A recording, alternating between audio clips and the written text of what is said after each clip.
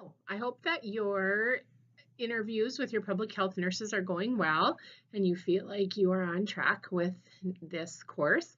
I just want to talk a little bit about recap for you week 2, and you're talking about evidence-based practice.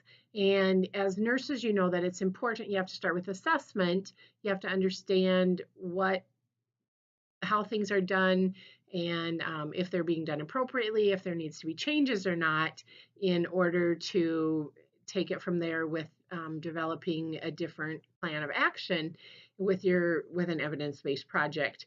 And so a lot of that's really based on the nursing process.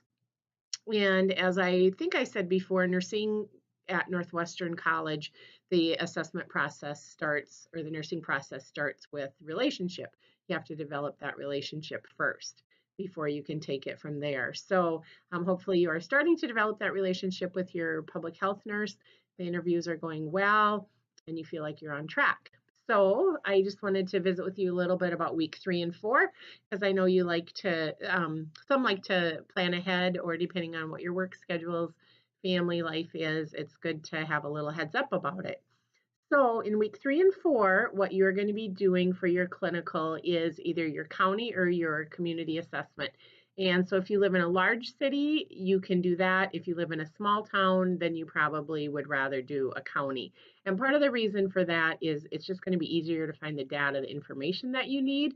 If you try to find it for a very small town, you're just going to struggle with that. So it's easier to go by the county. So week 3, you will start with the assessment process. And in your book, it talks about the windshield survey. I'm just kind of driving around, getting a sense of the community, what it looks like. And probably for you, it's just looking through new lens. It might be areas that you are used to driving all the time, but really never look at or really never think about what's it like to live any place other than right in your own neighborhood. So it's identifying who are the vulnerable, and a lot of it is also thinking about social determinants of health. And in your book, those are talked about on page 150. They're also talked on page 386 in your book. There is a table that addresses those. And also in page 718 refers to those as well.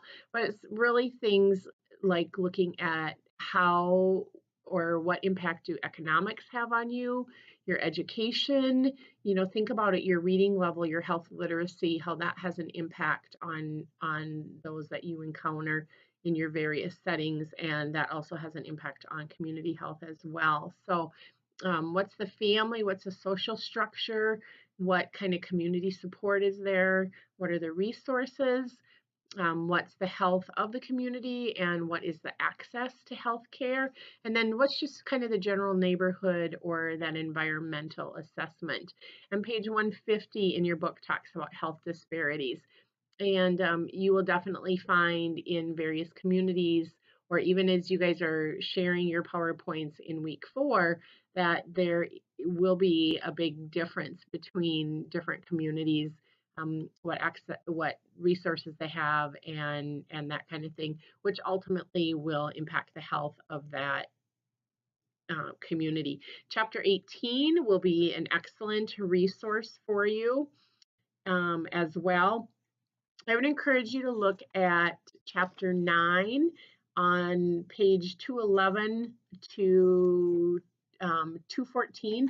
It talks about the nursing process. So if you just need kind of a review what that looks like or how you can incorporate that, it starts with the family, and then more a community, and then a system. So I would say focus more on page 213, 214 when it's talking about the system, and it goes through how you do your assessment, your diagnosis, your planning, your implementation, and your evaluation.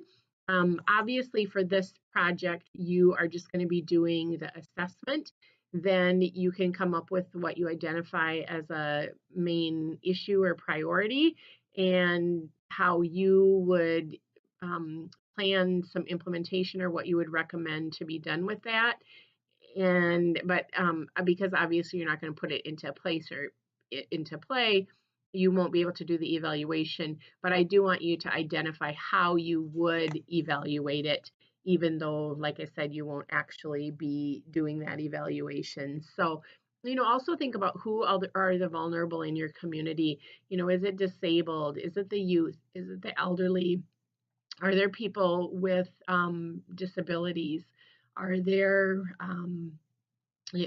people because of economics, homeless, those type things. So domestic violence. So think about who really is in that environment and who's being served.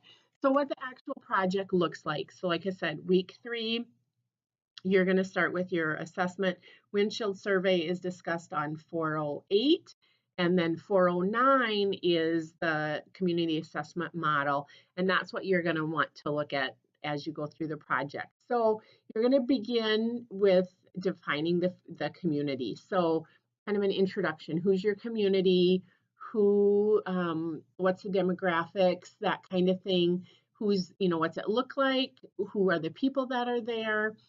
And then is there what's the function? Is there, what do they have in common? Some special interests, that kind of thing.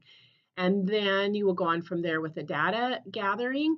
And so a lot of that you are going to be looking at online resources. So, type in your community, CDC, you can go to like your state websites, those type things. So like in Iowa, you'd go to Iowa Department of Public Health if you're from another state. South Dakota, Washington, put in that and the public health, and you should come up with a lot of information with it. So your first slides are going to kind of be the introduction to it and let us know who your community is. And then your assessment, you're going to include the online data that you find, but then you are also going to do the data gathering, which is there's 8 segments lifted there. So it's looking at safety and transportation, government, politics, economics, education, recreation, health, communication, and the physical environment.